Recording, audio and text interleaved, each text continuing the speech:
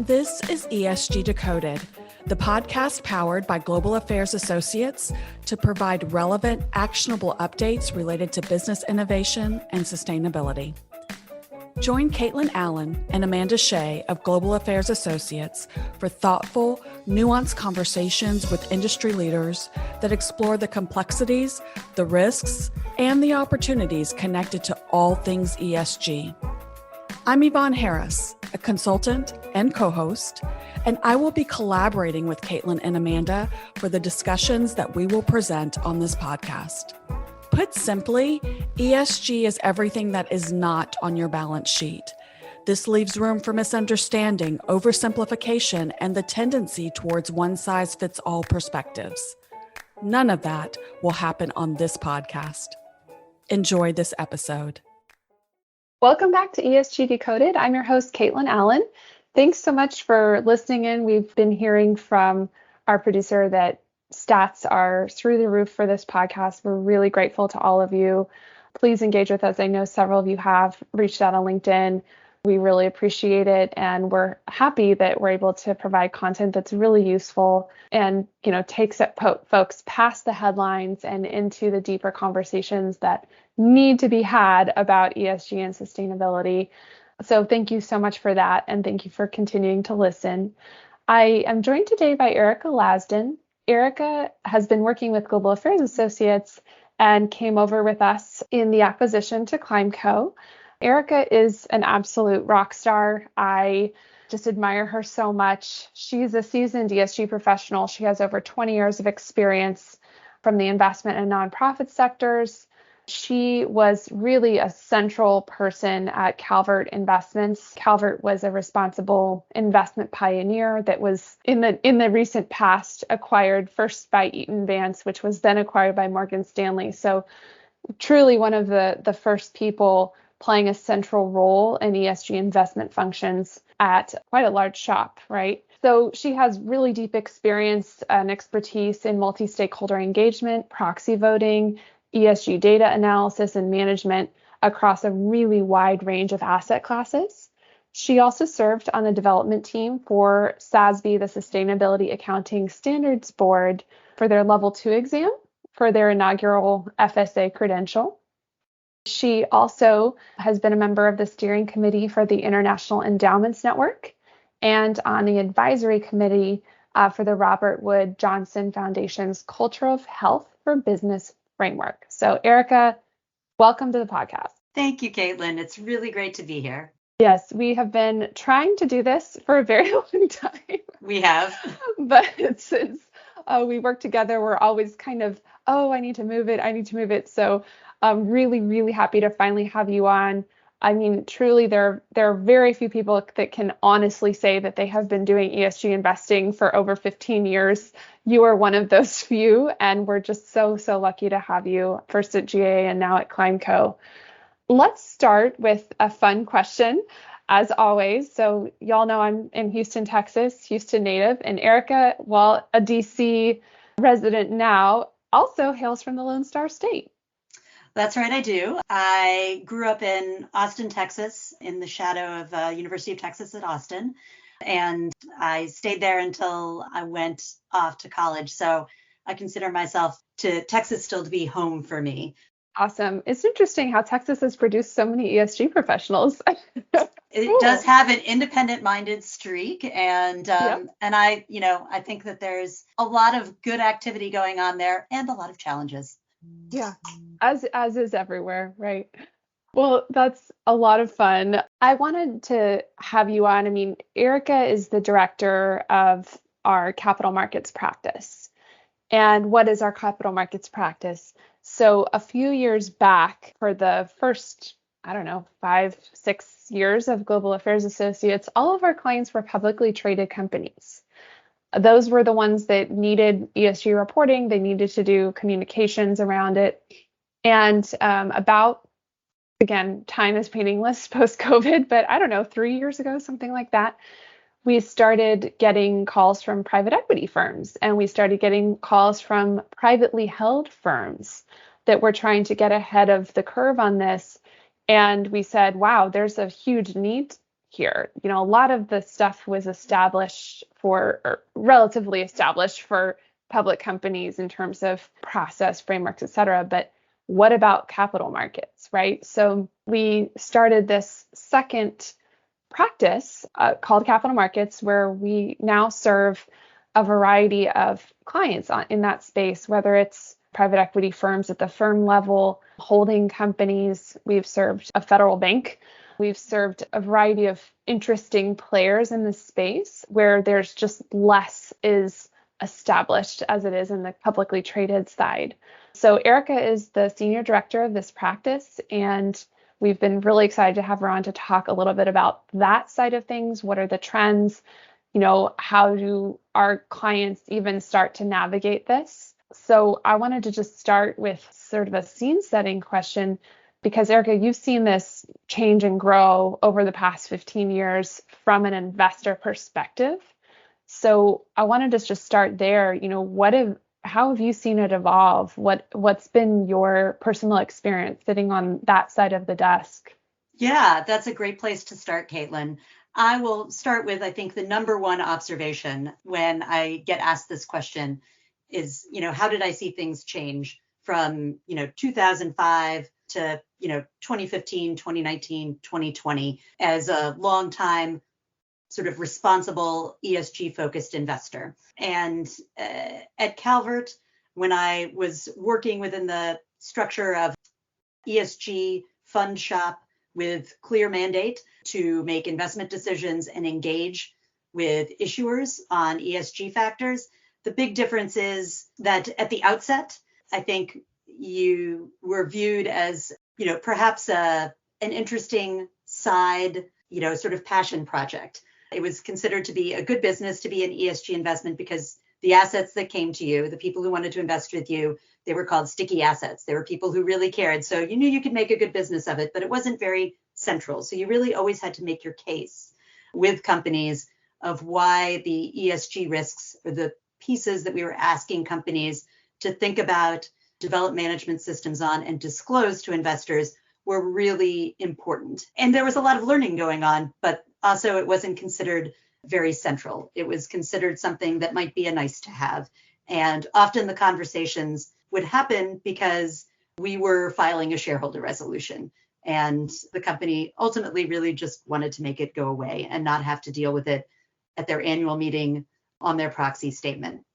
At the time, those shareholder resolutions would get a few percentage points of the vote because institutional investors, the mainstream institutional investors, would not vote for the proposals. They, in fact, were not very active in much of their voting at all. But a lot of that changed in a very short period of time. I'd say it changed because of a lot of factors. So the top observation I would give, the elevator pitch, is, you went from being considered to be a gadfly with perhaps interesting observations that might be nice PR for a company, but weren't central to materiality, to being recognized as being important issues that could not only influence corporate strategy, could move investors, move markets, but also strategically influence where companies were going, the decisions they were having to make about how to allocate and plan their business resources.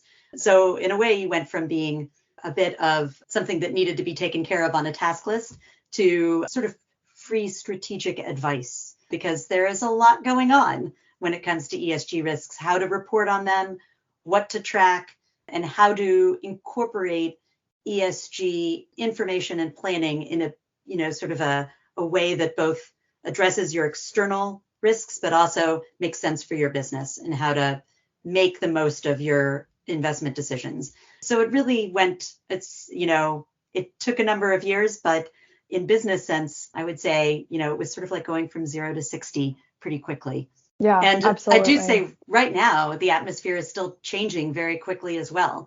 So you can't open a newspaper page or click on a link without seeing ESG as part of it. It's really imbued all parts of, I'd say, corporate and financial operations. So it's part of accounting, mainstream accounting standards, of all aspects of the capital markets, central banking.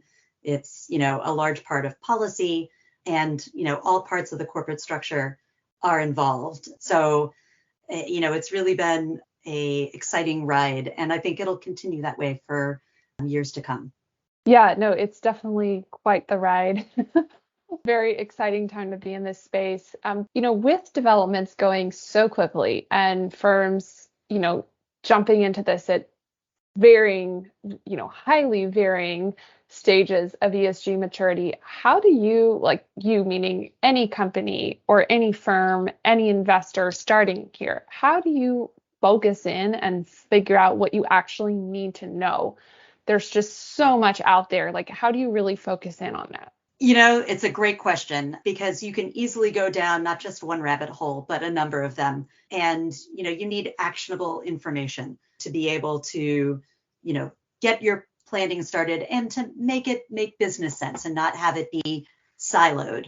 So I would say for any entity, whether you're an entity that a company, maybe you issue securities, maybe you just need to secure financing. And so you interact with the capital markets that way. Or if you're a participant in the capital markets, perhaps running a firm in the private markets, like private equity. Kaitlyn, you already mentioned that private equity was a big focus for us in our work with clients. Or perhaps you are investing in real assets or a mixture of asset classes that might include equities. Perhaps you manage a portfolio that is in the equity debt market, very diversified. How do you start? And I think that seeking external help, I encourage people to do their own research, to have their own internal discussions about it, because you never know where you have somebody on staff who has an interest or some background in it. So there are people coming out of your newer staff probably has taken some courses in ESG. So understand what your sort of internal knowledge is, where some of your priorities are, and then look externally. Certainly you can research what's going on in your industry association, and you could find any number of external firms to help. I would say you start by doing an assessment. So do your own internal assessment, figure out what your assets are, what people's interests are, look towards your industry associations, and take account of what you're hearing from your immediate stakeholders. So what are your investors asking you? What are your other stakeholders asking you in terms of questions? And then that can help you figure out what to seek in your initial ESG assessment and what type of help you might need. You may need to be focusing on gathering resources and investing in technology. You may need a reporting plan to meet some of your immediate needs. Perhaps you need to build a little bit of capacity, but you want to start off by taking stock. And that's what we often do with clients, both on the corporate side, and it's no different for investment firms who are looking to start out either starting up their ESG investment practice or perhaps taking something that is an ESG policy and maybe assessing it and bringing it up to date to meet some of their needs. It really is sort of the same process to take stock of what you have, of what some of your needs are, and then reach out and have some conversations with external groups, either a consulting firm like ClimeCo or others who may be able to find out what type of services they can provide. And I would say you start small and you think about creating sort of do a near-term assessment and get proposals for a plan or for services that you might need. And if you start small, you can have some of those key questions answered for you, like what are the real frameworks that you need to think about? What are your reporting needs? And you will ensure that you're allocating your resources properly so that you're not spending all of your time in one area and not in another, and that you're using the most recent information and standards to do that so that you don't run the risk of issuing a report or building a program that is using information that's out of date and not going to serve you well in the long term. Oh, for sure. It makes me think of one of the clients we worked with last year. I think you'll know who I mean. When we did their just at the consultation, the client who became our client said, "You're the fifth ESG firm I've talked to, and no one has been able to tell me what it means or what I should even look at, like where to even start." And, of course, we brought up SASB, the Sustainability Accounting Standards Board, because as, just based on this firm's sector that they were focused on. It, just a quick look at their website, we kind of were like, okay, yeah, that's probably where they need to start. Not a single consultant had brought up SASB to these people. It's amazing. Remember, we were just like, what? But that's what's happening out there a lot, is you have a lot of folks that can talk at a high level, and they have the kind of quick talking points that they get from Google or whatever, but they can't really go any further in depth. And so that's another thing that we're seeing is, there's been a whole article about this competence washing that's happening out there, where people are claiming that they know all about this, but they're actually not. So that's another red flag to look for. But again, it kind of just circling back, it all comes down to cutting through. How do you cut through all of the hot coverage of ESG trends to actually find out or figure out what does it mean for your company in the short, medium, and long term? For how do you plan, right? What are you planning for? What systems are you setting up? How are you making sure you're audit proofing your data? All of those sorts of things. And certainly it's hard to cut through it if you're just sticking with Google. It's true. And I feel like, any complicated process, if you have a challenge, it can get overwhelming if you try to look at some sort of endpoint that's way off in the future. But if you break things down into pieces and you just do one thing at a time, you arrive at the answers that you need, and you'll get what you need to clarify things, which is why my first answer to your question was take stock internally. So, don't stay in your own head. Perhaps we want to make sure that you understand, as much as possible, you can identify the questions that you have internally, and then you'll have some of the resources to be able to help you shop around, which is, I think, this next stage that you were getting at, Kaitlyn. Don't be afraid to ask for help, and don't just talk to one person, because Definitely. you may, the first people you talk to may have a great answer for you. But, if you shop around, you often find other pieces of the puzzle. There is a lot going on right now. There are a lot of frameworks. And then the next piece, once you get some of that, that will help give you a lot of information for something that seems like the right fit. I think often what people want to know, they want to look ahead and say, well, I see what's in the headlines and I see what happens when I do that Google search. There are so many different frameworks. There are so many different ESG issues. Can you just tell me which framework I should pick right now? And what issues should I really focus on, and what really matters? And I don't think that there is any real shortcut to that, but there are a few things that can help cut through what are those real, cut through the chaff. If you look at an article and it has this laundry list of standards, what are the ones that are likely to matter most if you wanted to start looking before you perhaps engaged with external help, or before you formalized a program?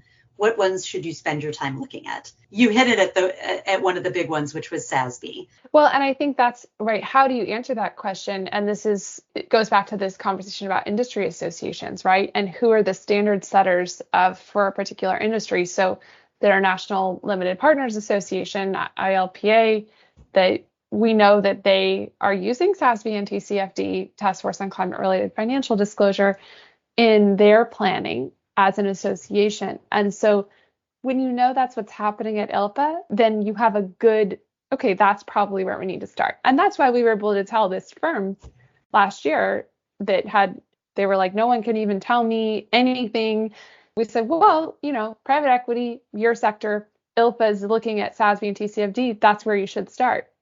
Simple, right? It doesn't, like you said, it's not a shortcut to doing the hard work of deep diving into your company, in your portfolio companies, et cetera, or whatever other considerations if you're a fund or a different alternative asset class. But there's certainly ways to kind of start with more clarity than you might have if you don't look at that level. And so looking at the ILPAs of the world, looking at, like you mentioned, other industry associations. So if your industry association is not providing enough information for you on how to manage this, ask them to, right? We always say you're paying membership fees to your industry association. If they're not able to answer some of these basic questions for you, ask them to go find out, right? And we've worked with a number of industry associations that are trying to figure this out for their members. So it's a great way to leverage an existing membership as well, and certainly something we've worked on. Yeah, absolutely. I would say one secret to getting through the framework question, what type of reporting framework should I think about? The secret is that all of the frameworks are working to align with each other.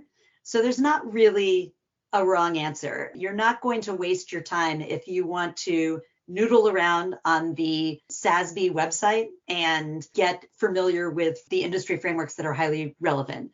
So the Sustainability Accounting Standards Board, SASB frameworks are one of the major ESG reporting frameworks, and they focus on what is most material to companies' bottom lines. That's the idea.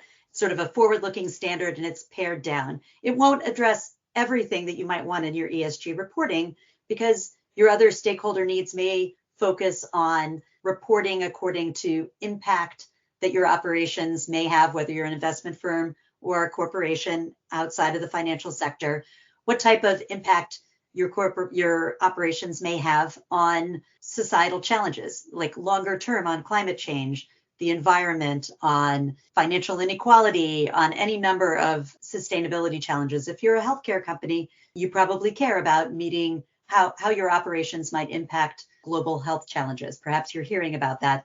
And different frameworks will serve different needs. But most of the work that's being done by whatever entity you're looking at, whether it be your industry association that is asking for climate disclosure, or by the Principles for Responsible Investing if you're an investor, these are all working towards common alignment.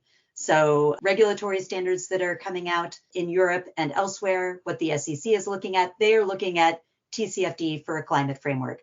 They're looking at the Sustainability Accounting Standards Boards for materiality overall for ESG issues on an industry basis. And they're looking at GRI, the Global Reporting Initiative's standards on ESG reporting. And all of those standards are working together.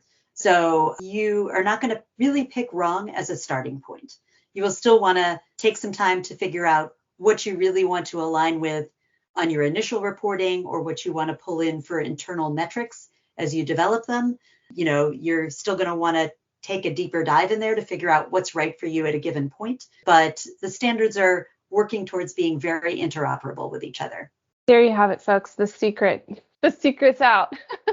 No, I was going to say this is all super interesting. And I hope very helpful for the audience members that are thinking about how to get started on this or how to kind of push it forward in their organization from a framework setting, standard setting, standpoint. But let's kind of hop over to, I don't want to say an entirely different topic, but some of the really fun and exciting stuff that's happening in capital markets more broadly. So there are a lot of really interesting novel finance things out there happening. So some people call it green finance, sustainability linked, that sort of thing. I would love to spend some time picking your brain on that. What are you seeing out there as the potential risks? How do you maximize the opportunity? And what are some of the options out there for companies to think about? Yeah, it is a really exciting area, and I think it's only going to grow more. So when we talk about novel finance, I think we are talking about a number of the sort of ESG focused financial instruments that are out there. People often think about green bonds, the green bond market, which really started to take off around 2010, began a little earlier than that, has grown and gets a lot of headlines. But it's not just about issuing one type of financial instrument, and there's not just one type of bond. So a green bond is a bond that an issuer puts out. It could be a municipality, like a city could put it out, or a government entity, or it could be a corporation. And they carve out a number of assets according to established voluntary frameworks, and they put a bond out to finance those instruments. So the assets, whether they be a set of mortgages or car loans or specific projects to achieve green outcomes for the company, are what are funded by that bond. But there are other instruments as well. So there are green bonds are a particular kind, but there are social bonds, which are similar but may focus on social projects, also have established voluntary frameworks that are really clear. You have to get those certified, but they often there's high interest in them and they may get a premium out there in the marketplace. That's why certain issuers might look towards those. Investors are also very interested in purchasing those to meet other mandates, to serve the needs of clients that they may have. But there are a number of other novel finance instruments coming out. So we're seeing a lot of sustainability linked instruments. What that might mean is that your loan facility that you have with a large bank, if you're a corporation, you commit to certain metrics, which are going to be in line. You're not going to start out with this if you've never set ESG targets or you don't have an ESG program. But if you do, if you're setting goals internally, whether they be related to diversity or environmental metrics or safety metrics, perhaps they're related to governance metrics. If you've set specific targets in your ESG plan, perhaps they're in your ESG report, you take those targets and you link some of your financing to it, to meeting those targets. It's a way, as they say, of having skin in the game. So, you're basically finding a way to put your money where your mouth is. And it's considered to be a way of maturing your ESG program. It's something that all of the mainstream banks are capable of doing. They're really often, many of these large banks are looking towards their corporate clients and reaching out to them to try to get them to do sustainability linked financing. It could be a revolving line of credit. So there's a lot of different types of instruments out there. I'd say that these types of green financing instruments are an increasing instrument in companies looking to find ways to anchor their ESG targets to something meaningful in their financing. Think of it also as a companion to what's long been a focus on the executive compensation side. If you have an ESG program and you have targets that you've committed to, you are increasingly expected, if you're a company, to make that a part of your executive compensation package. And so these green financing instruments sort of round that out. And I expect that we'll see more of that grow as we see capital markets participants look to bring ESG into all parts of financing that they have. Their loan portfolios, if you're a large bank and you have corporate loan portfolios, that's a big part of it, but also project finance, underwriting for securities, as well as evaluating investment portfolios, which is kind of where it all started on the equity side of things, assessing companies on their ESG performance and coming up with equity portfolios. So we're really seeing it expand quickly. And I think for that particular topic, right, getting the KPIs right is such an important thing. What are the key performance indicators that you're linking whether it's your credit facility or whatever your bond? What are those KPIs that you're linking to? What are the near-term, interim targets? And getting that right is so important, not just from a feasibility standpoint, like what if you commit to something you can't do, right? Knowing that you can do it and make sure you get the advantage of doing one of these, but also making sure you're setting something that's adequate and that's not going to be painted after as greenwashing. And that's one of the biggest risks of all of these right now, is setting one of these sustainability linked bonds or social bonds and then having someone say, wait, look at these KPIs. This is this is terrible. Right? You don't want to participate if you're not absolutely sure what those KPIs are and should be. And so I think that's one of the interesting points of contact we've had with clients that want to do this. And, sometimes neither a party knows exactly what those should be. And having, climate experts, having folks come in and say, okay, this would be reasonable. It's really, really important to make sure you're setting something that you can achieve, but also, something that isn't so easy that it's going to be called out as greenwashing. And so making sure you strike the right balance there is so, so important. Kaitlyn, I'd like to back up for a moment, if that's all right, because we were talking about these novel finance instruments and the importance of setting targets and getting KPIs right. So what if you're getting started. Perhaps you have been working and have gotten the basics in place in your ESG framework. Maybe you have an internal ESG policy, or you have started a working group and you're getting the pieces of structure that you need in your organization in place. So you've started that part of the journey, but it seems really far off to get to a place where you have set, performance targets, say on carbon emissions, and you're really trying to say, well, what do I do in the interim? What do I have to report on if I don't yet have complete carbon footprint, or net zero targets, or all of these other pieces? And one of the really important things to keep in mind in an early stage is that it is important to get metrics out there that you can report on, but you have things to report upon in an interim basis.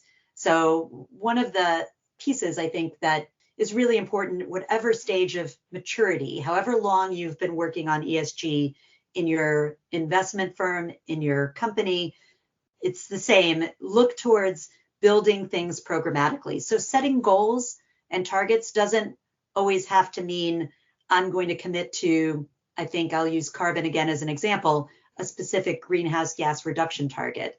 You're probably going to need to tackle that at some point anyway, because climate and carbon intensity are a really important issue for many different industries. But it also can include, targets and goals can be about expanding your program, can be about understanding and disclosing metrics. It can be about a number of different pieces. So if I'll move towards an investment firm. If you're an investment firm, even large investment firms that have been working on ESG, whether you're in the private markets and private equity or in investing in the public markets, usually aren't covering all of their assets or all of their investments right now. They are also still working to expand their programs, to cover new asset classes, to cover new elements.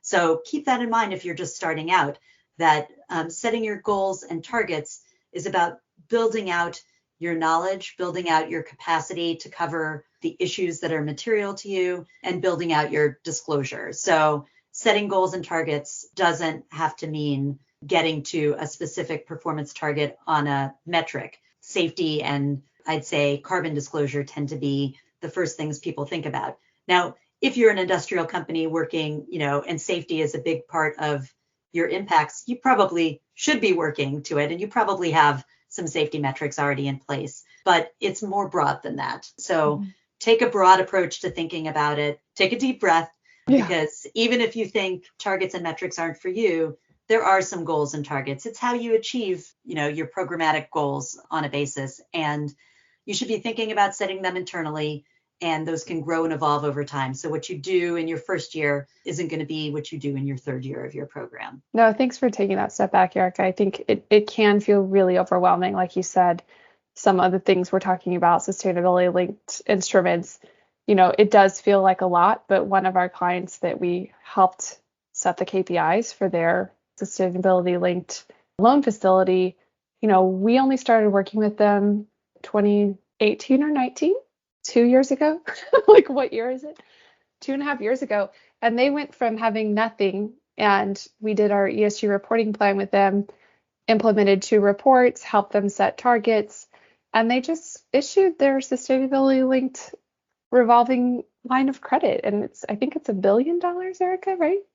$1 billion with a B. So it seems far off, but if you just get started and put the right foundation in place, it doesn't actually have to be that far off. So what was it? 2019 to 2021, 2 years. Yeah, it's actually way more doable than people think it is. And there's definitely ways of maturing into your program over time and being able to reap the benefits and opportunities. I mean, that's the way we look at it. Every risk is also an opportunity. And how do we help companies? How do companies help themselves to turn those risks into opportunities? So, well, we have spent a lot of time. I mean, honestly, there were a few other topics I wanted to tackle with you, but I think for episode length, we should probably cut it off now and do another one a different time on perhaps on the funds. So just thinking about the commodity funds that you were recently working on, the kind of green funds, carbon neutral funds. I think that would be maybe a different conversation. Absolutely. I would love to talk more about what's going on in the private markets. And then one of the other challenges that I think is relatively universal in our practice, meaning it applies to both capital markets firms and also to corporates, is the challenge of benchmarking. I'll tease it a little bit because I think it's related to some of what we've talked about here. I think people often think about benchmarking and think, yeah, I know how to do that because, I have my peer set that I benchmark to. It's the people who do the other firms that do the things that I do. And you may use it for your compensation benchmarking or other competitive and strategic planning. And that's an important part of, I think, ESG benchmarking, but you can end up in an echo chamber that's not very useful because it's not very forward-looking. I think it is important to supplement that by looking a little more broadly and also looking a little more aspirationally. Look towards larger participants, look towards developments that are happening, not to replace your peer benchmark set, but to ensure that you are prepared for the trends that are coming. Because when things are developing this quickly, you want to be sure to look to see what you can borrow and plan for from big developments that are in the marketplace. You may need to look outside your immediate smaller industry cohort to find examples that you can really adapt. No, I think that's awesome, Erica. Well, we definitely need to do a second episode. I think the next one we'll kind of do that deeper dive. Thank you so much for sharing your time and expertise with us. Listeners, we really appreciate you. Like I said, I just wanted to give that another shout out to y'all. Feel free to engage with us, ask more questions, find us on LinkedIn. We'll record another episode for you doing a deeper dive into this and the fun side of things. And until then, have a great week. Thanks, Erica. Thank you. Thank you for listening to ESG Decoded. Subscribe to this podcast wherever you consume yours and follow ESG Decoded and Global Affairs Associates across social media platforms. Until our next episode, take what you learned today to drive long-term value for your organization by doing good for people and for the planet.